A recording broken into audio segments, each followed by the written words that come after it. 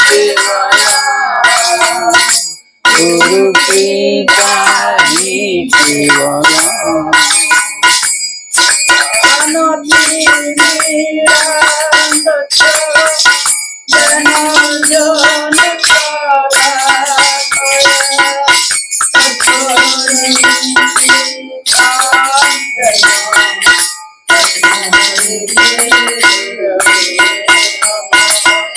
गुरु कृपा ही केवला गुरु कृपा ही केवला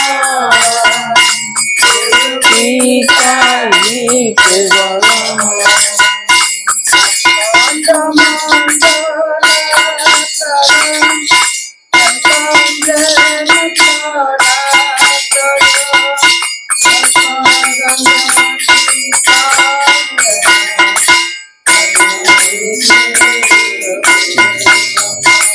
गुरु कृपा ही केवला गुरु कृपा ही केवला गुरु कृपा ही केवला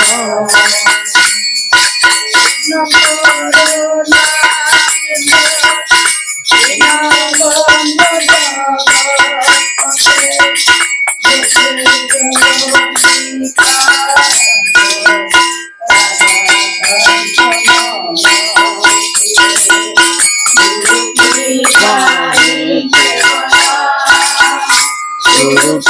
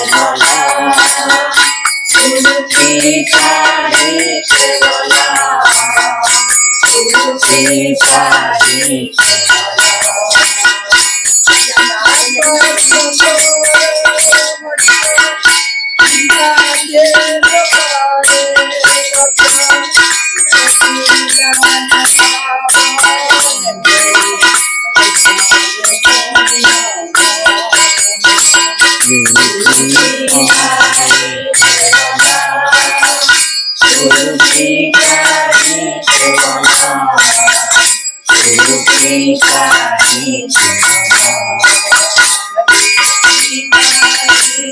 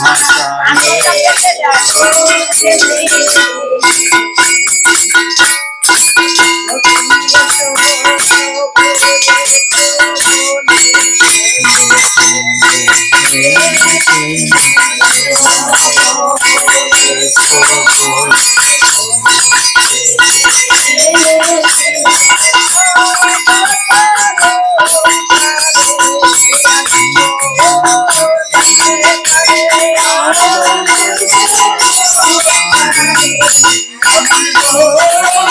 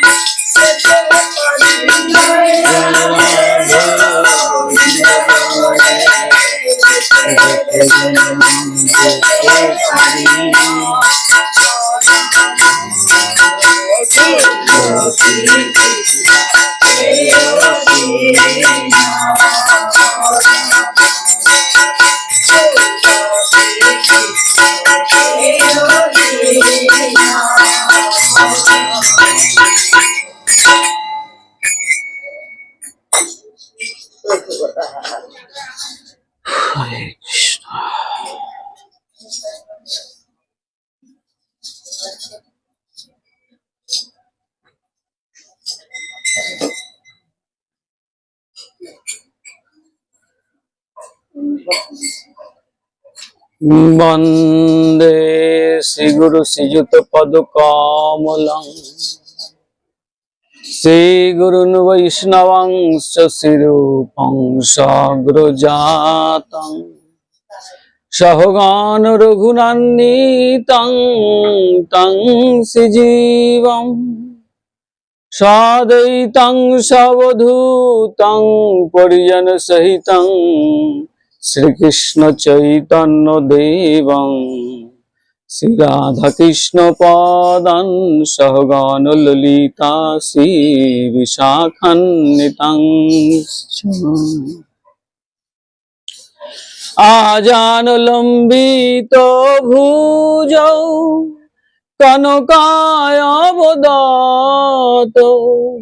संकीर्तनो कपितरो कमलायतो आक्षो विश्वम्भरो द्विजवरो जुगधर्मो पालो वंदे जगद्प्रियकरो करुणाय अवतारो नमस्ते काल सत्ताय जगन्नाथ सुताय च सावित्राय सपुत्राय सकलत्राय ते नमो वैराग्य विद्या निज भक्ति जोगो शिक्षार्थ में को पुरुषो पुराण श्री कृष्ण चैतन्य शरीर धारी कृपाम्बुधीर्जो तमोहं प्रपद्ये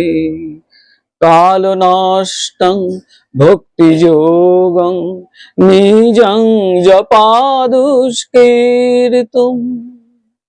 कृष्ण चैतन्य नाम आविर्भूतस्य पदारविन्दे गारं गारं लियातं चित्तभिङ्ग अनर्पितो चरिंग चिरात करुणाय अवतीर्ण कलौ समर्पयतु उन्नत उज्ज्वल रसं सभक्ति श्रियं हरिपुरट सुंदर दूति कदम्ब संदीर्पितो सदा हृदय कंदर स्फुरितो बसोचि नंदन শ্রী রাধা কৃষ্ণ প্রণয় বিকৃতি হল্লাদিনী শক্তি রস্মাদক একাত্মা বপি ভুবি পুরা দেহ ভেদং গত চৈতন্য অক্ষং প্রকট অধুনা তদদায়ঞ্চ ঐক্যং আপ্তং রাধা ভাবদূতি সুবলিতং নৌমি কৃষ্ণ স্বরূপম যাদদ্বৈতং ব্রহ্ম উপনিষাদি তদপশ্যতনুভা যাত্ম অন্তর্যামী পুরুষ সহংস বিভাব সরৈশ্বর্য পূর্ণ সহিহ ভগবান স্বয়ং ন চৈতন্যৎ কৃষ্ণ জগতি পরতত্ত্বং পরমেহ পঞ্চতত্ত্বাত্মকং কৃষ্ণং ভক্তরূপ স্বরূপকং ভক্ত অবতারং ভক্ত শক্তিকং নমামি ভক্ত শক্তিকং অখণ্ড মণ্ডলকার ব্যক্তং যেন চরাচরে তৎপ্রদং দর্শিতং যেন তস্मै শ্রী গুরুবে নমঃ গুরু ব্রহ্মা গুরু বিষ্ণু গুরুদেব মহেশ্বর গুরুরেব পরম ব্রহ্ম তস্मै শ্রী গুরুবে নমঃ অজ্ঞানতিমিরন্ধস্য জ্ঞানঞ্জন শলাকয়া চক্ষুরুন্মীলিतं येन তস্मै শ্রী গুরুবে নমঃ হা কৃষ্ণ করুণা সিন্ধু দীনবন্ধু জগৎপতি গোপেশ্বর গোপিকা কান্ত রাধা কান্ত নমস্তুতে তপ্ত কাঞ্চনী গৌরাঙ্গী রাধা বৃন্দাবনেশ্বরী বিশ্বভানুসুতে দেবী তং নমামি হরিপ্রিয়ে বরপীড়ং নটবর বপু করনায় কর্ণিকারং বিভ্রদবাস কনক কোপিশং বৈজয়ন্তীং চ মালং রন্ধান বেণু অধর সুদায় পূরয়ন গোপবৃন্दै বৃন্দাবনং সপদ রমণং প্রবেশাদি গীত কীর্তি বাঞ্ছকল্পতরুভশ্চ কৃপা সিন্ধুভ্যো এব চ পতিতানাং পাবনেভ্যো বৈষ্ণবেভ্যো নমো নমঃ অং বৃন্দে বৈ তুলসী দৈব প্রেয়ী কেশবস্য চ কৃষ্ণ ভক্তি পদে দেবী সত্যব্রতৈ নমো নমঃ নারায়ণং নমস্কৃত্যং নরং চৈব নরোত্তমং দেবীং সরস্বতীং ব্যাসং জয়তত মুদীরয়েৎ ওং নমো ভগবতে বাসুদেবায়।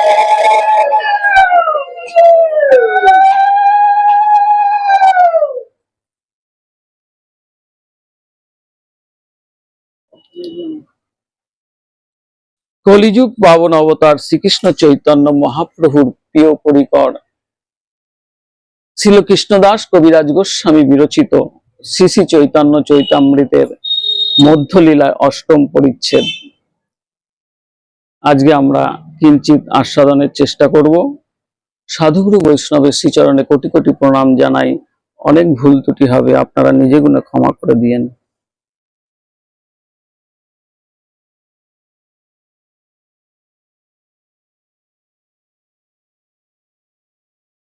আজকে শ্রীকৃষ্ণ চৈতন্য মহাপ্রভু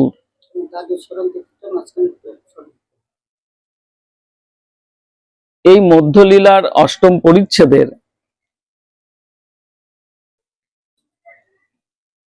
যে মূল যে বিষয় সেটা হচ্ছে শ্রীকৃষ্ণ চৈতন্য মহাপ্রভু এবং রায় রামানন্দের সঙ্গে মিলন ও সাধ্য সাধন তত্ত্ব সম্পর্কে বিস্তারিত আলোচনা এখানে হয়েছে।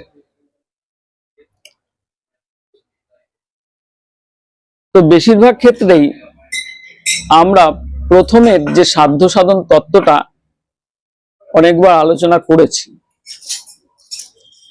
কিন্তু এই যে অধ্যায়টা এতটা বিস্তৃত বড়, শেষের যে দ্বিতীয় ধাপটা আর আলোচনা খুব একটা করা হয় না, কারণ সময় তো অনেক অল্প। প্রথম ধাপটা আলোচনা করতে করতেই 1-1.5 ঘন্টা 2 ঘন্টা কেটে যায়। সেই জন্য আজকে আমরা এই দ্বিতীয় ধাপটা থেকে শুরু করব। তার আগে আমরা এখানে আজকে এই হরিবাসরে মিলিত হয়েছি, তার যে কারণ আজকের দিনটাতে আমার দাদু শ্রী অনন্ত দাস তিনি আজকের এই দিনে কৃষ্ণচরণ প্রাপ্ত হয়েছেন। ছোটবেলায় আজকে আমি যখন ছোট ছিলাম দাদুকে দেখতাম, সব সময় তিনি গ্রন্থ অধ্যয়ন করত। যখনই দেখতাম তখনই তিনি গ্রন্থ নিয়ে বসে আছেন। তিনি ছিলেন পরম বৈষ্ণব। মা কাকিমার মুখে শুনেছি যে তিনি অনেক কীর্তন করেছেন, করতেনও। তো আজকে সেই দাদুর স্মরণ তিথি উপলক্ষে আমাদের এখানে হরিবাসর। তো পরম সৌভাগ্যের বিষয় হচ্ছে যে আমি এই কৃষ্ণ ভক্ত পরিবারে জন্মগ্রহণ করেছি। কৃষ্ণ ভক্ত মায়ের ঘরে জন্মগ্রহণ করা অত্যন্ত ভাগ্যের বিষয়। সেটা এখন অনুভব হয়, কিঞ্চিত অনুভব হলেও অনুভবে আসে যে যদি এই কৃষ্ণ ভক্ত বংশ, এই পরিবার না পেতাম, তাহলে হয়তো এই কিঞ্চিত যেটুকু এসেছে সেটাও হয়তো আসতো না। তো আমার মাও আজ 3 বছর হয়ে গেল কৃষ্ণচরণ প্রাপ্ত হয়েছে। মায়ের হাত ধরেই আমার এই পথ চলা শুরু। আমার মাই হাত ধরে নিয়ে গেছেন নবদ্বীপে গুরু কাছে, গুরুর পদ আশ্রয় করিয়েছেন। আমার শ্রী গুরুদেব শ্রী মিহির মাধব গোস্বামী নবদ্বীপের চিন্তামণি কুঞ্জের বড় পাঠক বাড়ির তিনি এখন সশরীরে নেই, বছর খানিক হলো।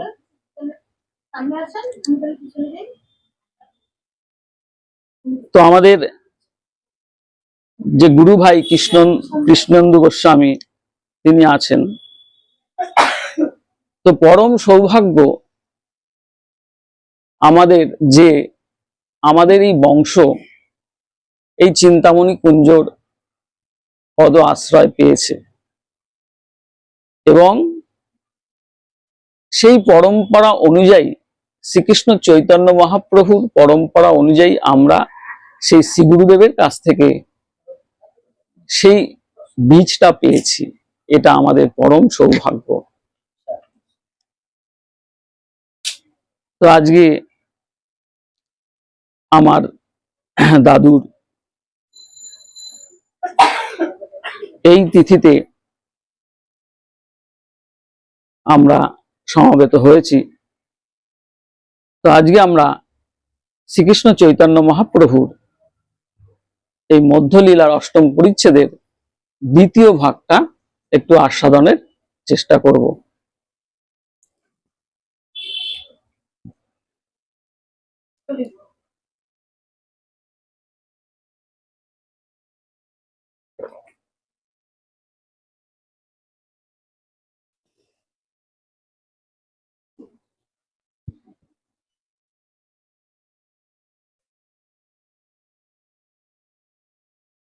রায় রামানন্দর সঙ্গে প্রথম ভাগের যে সাধ্য সাধন তত্ত্ব সম্পর্কে আলোচনা, সেটা প্রথমের এক ভাগটা। আমরা দ্বিতীয় ভাগে আলোচনা করব। এখানে বলছেন, প্রভু কহে যে লাগি আইলাম তোমার স্থানে, সেই সব বস্তু তত্ত্ব হইল মোর জ্ঞানে। এবে যে জানিল সাধ্য সাধন নির্ণয়, আগে আর আছে কিছু শুনিতে মন হয়। কৃষ্ণের স্বরূপ কহ রাধার স্বরূপ, রস কোন তত্ত্ব প্রেম কোন তত্ত্ব রূপ। মহাপ্রভু বলছে, যার জন্য আমি তোমার কাছে আসলাম, তুমি সেই সমস্ত বস্তু তত্ত্ব, সাধ্য সাধন তত্ত্ব তুমি নির্ণয় করেছো খুব সুন্দরভাবে। এখন যদি তুমি আমাকে একটু কৃষ্ণ তত্ত্ব, রাধা তত্ত্ব, প্রেম তত্ত্ব, রসতত্ত্ব সম্পর্কে একটু বলো, তাহলে আমার খুব ভালো লাগবে। সেই জন্য তিনি বলছেন যে কৃষ্ণের স্বরূপ কেমন, রাধার স্বরূপ কেমন, প্রেমটাই বা কি, রসই বা কি, এই সম্পর্কে তুমি যদি একটু বলো।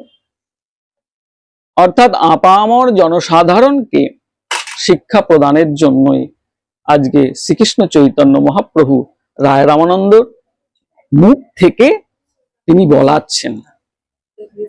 আসলে শ্রীকৃষ্ণ চৈতন্য মহাপ্রভুই শক্তি সঞ্চার করে দিয়েছেন রায় রামানন্দের হৃদয়ে। আর ভক্তের মুখ থেকে যখন শ্রবণ হয়, সেটা অতি উত্তম হয়ে যায়। যেমন শ্রীকৃষ্ণ চৈতন্য মহাপ্রভু হচ্ছে সমুদ্রবৎ,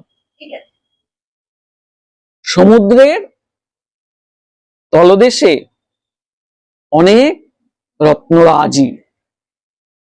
তো সমুদ্রের জল যখন সূর্যের তাপে বাষ্পীভূত হয়ে মেঘ আকার ধারণ করে, ওই মেঘ যখন আবার শীতলতা প্রাপ্ত হয়, তখন আবার বৃষ্টি রূপে ওই সাগরের গর্ভে ফিরে আসে। কিন্তু এখানে একটা জিনিস বদলে যায়, সেটা হচ্ছে সাগরের জলটা হচ্ছে নোনতা, কিন্তু যখন বাষ্প হয়ে মেঘ হয়ে আবার পুনরায় বৃষ্টি রূপে ফিরে আসে, তখন বৃষ্টির জলটা হয়ে যায় মিষ্ট, সুমিষ্ট। তদ্রূপ অনন্ত কোটি বিশ্ব ব্রহ্মাণ্ডের সবই ভগবানের। শ্রীকৃষ্ণ চৈতন্য মহাপ্রভুর আশ্রয় সব, কিন্তু শ্রীকৃষ্ণ চৈতন্য মহাপ্রভু ভগবান, স্বয়ং ভগবান যখন ভক্ত রূপে অবতীর্ণ হয় এবং ভক্তের মধ্যে সেই ভক্তিটা সঞ্চারিত করে, তার সেই ভক্তের মুখ থেকে যখন সেই ভক্তি কথাটা আসে, তখন সেটা অতি সুমধুর, সুমিষ্ট হয়ে যায়। যেমন ফুলের মধু, ফুলের মধু কিন্তু কেউ আজ পর্যন্ত কোনো বৈজ্ঞানিক আবিষ্কার করতে পারেনি সংগ্রহ করবে কিভাবে। ফুলের মধু একমাত্র সংগ্রহ করে মৌমাছি। প্রজাপতি এরা ফুলের মধু পান করে কিন্তু সংগ্রহ করে না। মৌমাছি সেটা সংগ্রহ করে প্রথমে সেটা খেয়ে নেয়, তারপরে তার যে মৌচাক আছে সেখানে গিয়ে বমি করে। এই যে বমি করে সেটা, সেই যে মধুটা ওটা সুমিষ্ট হয়ে যায়। অদ্ভুত ভাবে হয় এটা। অন্য কারো বমি কি খাওয়া যায়? অথচ দেখো, তাহলে এই জগতে ভগবানের এত সৃষ্টি, এই সৃষ্টিতে সমস্ত উপমা ভগবান দিয়ে রেখেছে যে কিভাবে অপ্রাকৃত বিষয়গুলো ঘটে চলেছে। তদ্রূপ এই হচ্ছে ভক্ত। ভক্তের হৃদয়ে যখন ভক্তিটা ভগবানই সঞ্চারিত করে, ভগবানেরই জিনিস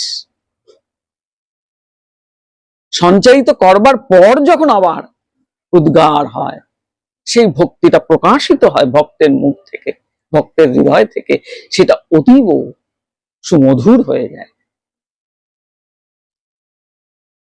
তো আজকে রায় রামানন্দের মুখ থেকে এই স্বয়ং ভগবান সেটা শ্রবণ করতে চাইছেন। তিনি বলছেন, কৃপা করি এই তত্ত্ব কহত আমারে, তোমা বিনা কেহ এই নিরূপিতে নারে। রায় কহে ইহা আমি কিছুই না জানি, তুমি যেই কহাও সেই কহিবানি। তোমার শিক্ষায় পড়ি যেন সুখ পাঠ, সাক্ষাৎ ঈশ্বর তুমি কে বুঝিবে তোমারও না। হৃদয়ে প্রেরণ করো জিহ্বা করাও বাণী, কি কহিয়ে ভালো মন্দ কিছুই না জানি। প্রভু কহে মায়াবাদী আমি তো সন্ন্যাসী, ভক্তি তত্ত্ব নাহি জানি মায়াবাদে ভাসি।